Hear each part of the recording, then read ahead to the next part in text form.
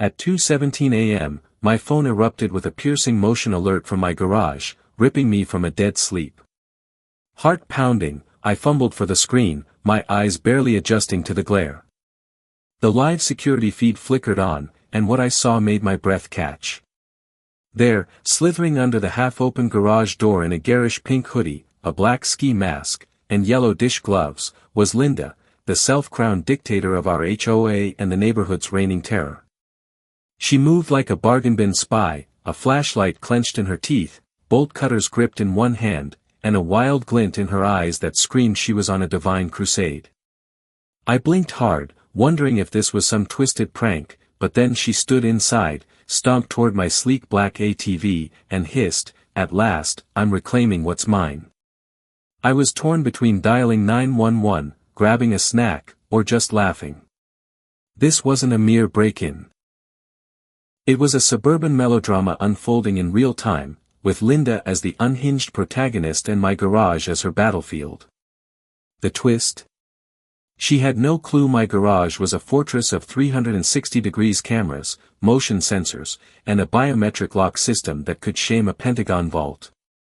Nor did she know her face had already been scanned, flagged, and locked out the second she crossed the threshold. I hit record, leaned back, and muttered, "Let's play." To understand this madness, you need to know Linda. She wasn't just a nuisance, she was a one-woman plague. Since moving into our quiet cul-de-sac, she'd issued fake fines for grass a quarter-inch too tall and berated kids for sidewalk chalk art. Linda fancied herself the enforcer of a fantasy HOA empire. Her latest fixation was my ATV, a jet black beast I bought legally off a social media marketplace, complete with a bill of sale. To Linda, it wasn't just a vehicle, it was a relic of her past. She claimed her late uncle, gone over a year, had owned an identical ATV and promised it to her, never mind that I had receipts and registration. In her fevered mind, I'd swindled her inheritance, and she was hell-bent on taking it back. Her campaign started subtly, notes taped to my door demanding I return Uncle Ray's ATV, laced with bizarre terms like familial equity and ancestral claim. When I ignored her, she escalated, dragging the HOA board into her vendetta. But even they couldn't invent a rule to justify her obsession, so, like any thwarted tyrant, Linda turned to crime. That night at 2:17 a.m., she thought she was executing a master plan. Instead, she'd stumbled into my Fortress protocol, a security system I designed myself.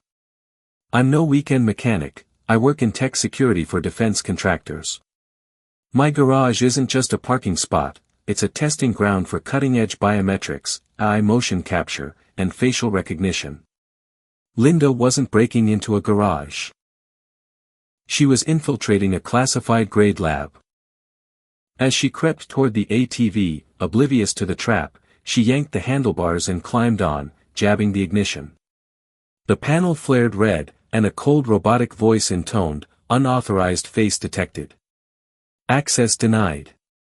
Linda froze, then mashed the button again. System locked, the voice snapped. The garage plunged into darkness, red perimeter lights snapped on, and the door slammed shut with a metallic clang. Intruder containment initiated, the speakers blared. Linda's bravado crumbled. She shrieked, "I'm trapped. I've been abducted." A bold claim for someone caught red-handed on camera. I streamed the feed to a private Discord group of fellow developers, and within seconds, comments flooded in, "Is this live? She's praying to start that thing." As she flailed, knocking over a can of motor oil and crashing into a tool rack, wrenches rained down like a metal storm. The chat exploded with emojis and timestamps for viral clips. 5 minutes later, the system auto-dialed the police. Linda clawed at the locked door, her bolt cutters useless against my tech. The speakers, voiced by a custom AI, warned, attempting unauthorized egress. Authorities dispatched. Remain still. She cowered in a corner, stunned that her heist had been derailed by what she likely thought was a basic alarm. The cops arrived, flashlights cutting through the dawn. I greeted them in pajama pants and a hoodie, coffee in hand, and disengaged the lock via my phone. They found Linda slumped on a paint can, arms crossed, muttering about cosmic justice. She launched into a tearful tirade, claiming the ATV was her uncle's and I'd stolen it. "It's in his will," she wailed, waving a crumpled obituary like it was a deed. I handed over my folder, bill of sale, registration, title transfer. The lead officer skimmed it and said, "Ma'am, this is legit." Linda's face twisted. "Then why did his garage cage me like a criminal?" I smirked. "Because you broke in like one." The officer nodded. "You weren't invited." Defeated but defiant, Linda vowed to sue me for tech-induced trauma. I knew this was just round one. Linda didn't retreat, she reloaded. By noon, an HOA notice hit my inbox, accusing me of improper garage use for storing my ATV, complete with a blurry photo and a $200 fine. The next day, a second notice was taped to my door, demanding a board meeting. I called the HOA office, only to learn Linda was the board president, a fact she'd kept quiet while ruling like a warlord. Worse, she'd spun a tale that I was a thief who conned a dying man and booby-trapped my garage to humiliate her. Neighbors started avoiding me, whispering as I passed. I considered leaking the footage but held back, sensing a bigger game. Instead, I called my friend Aaron, a lawyer specializing in property disputes. I sent him the video, documents, and HOA notices. He called back, chuckling darkly. "This is a slam dunk, but she's unhinged. We need to play smart." He drafted a letter to the HOA, warning of legal action for false claims, and advised documenting everything. Linda doubled down, slapping me with another fine for my ATV's aggressive black and red color scheme, claiming it disrupted the community's aesthetic harmony. She rallied her loyalists for an impromptu HOA meeting in her yard, waving printouts of my garage feed and ranting about vehicular intimidation. But cracks appeared. Anonymous notes slipped under my door. "We saw the video. She's nuts. We've got your back." Then came a game changer. A social media message from Jake, Linda's estranged nephew and son of her late uncle, landed in my inbox. "That ATV was my dad's," he wrote. "Linda's lying. He sold it to keep it from her. I helped list it."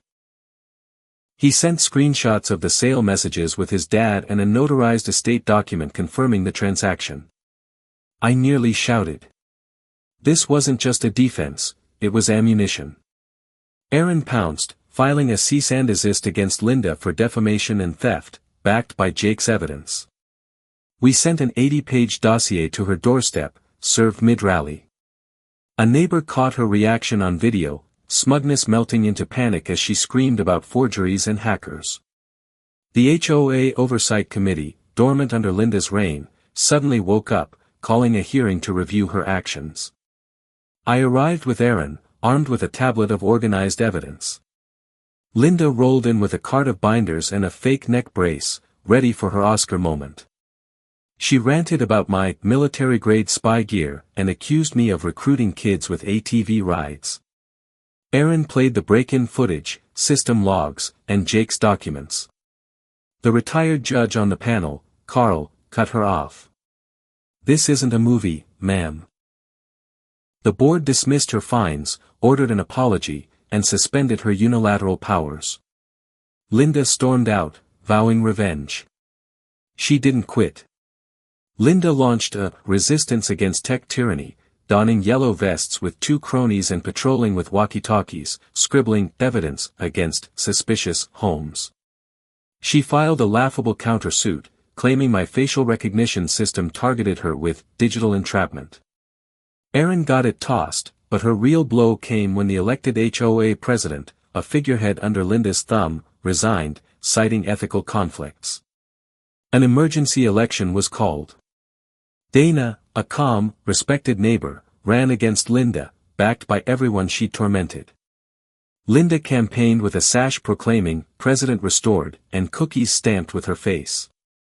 Dana offered quiet promises of peace. The vote was a rout, Dana won in a landslide. Linda screamed about a rigged election, but her mic was cut, and the crowd cheered. An audit of HOA finances sealed her fate. Dana uncovered $8,000 in misspent funds, fake contracts, personal expenses disguised as community enrichment, even payments to Linda's cousin's kid for dog walking. The county launched an inquiry after finding falsified reports Linda had signed. Her allies quit the board, some privately apologizing for staying silent. Linda stopped showing up, posting instead to a sad Facebook group, True HOA Justice, with 3 followers. Her house hit the market, and she vanished, movers hauling her life away as she snapped at them. No one waved goodbye. A week later, a certified letter arrived from Linda, written on floral paper. I was right, she began, accusing me of orchestrating her downfall with psychological warfare. She claimed to have hired a lawyer for a cyberbullying suit against the HOA. Aaron told me to ignore it, suspecting a bluff. Then a blog post surfaced in another state, When HOAs Betray Heroes, unmistakably Linda's work, painting her as a martyr undone by my devil's machine. It flopped, history wasn't hers to rewrite. The county's report, now public, detailed her fraud, and Dana's reforms restored trust. I loaned the ATV to a motorsports museum for an exhibit, The Neighborhood Rebellion, complete with the "access denied" audio. Visitors laughed, the story spread, and a regional HOA network asked me to speak on governance, using our saga as a cautionary tale. I agreed, stipulating Linda's face stay blurred, not for her, but because I was done. The neighborhood healed. Kids drew on sidewalks, block parties returned, and my garage, dubbed the Vault, became a local legend. I added an "access denied" LED sign, glowing nightly. Linda was gone, her empire dust, but that night, as I locked up, the system's hum reminded me, this wasn't about an ATV.